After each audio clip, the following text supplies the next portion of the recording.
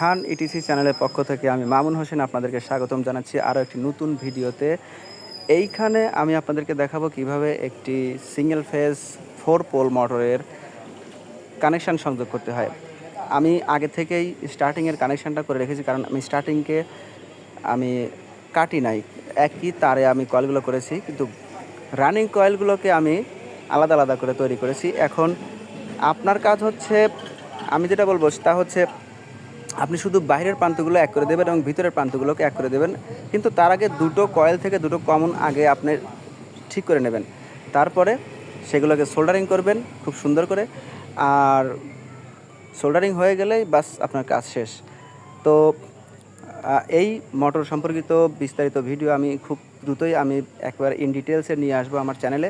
ততক্ষণ পর্যন্ত আপনাদেরকে সাথে থাকার জন্য ধন্যবাদ, এবং আমি আগামী ভিডিওতে আপনাদেরকে আমন্ত্রণ জানাচ্ছি, সেই ভিডিওটা আপনারা দেখবেন।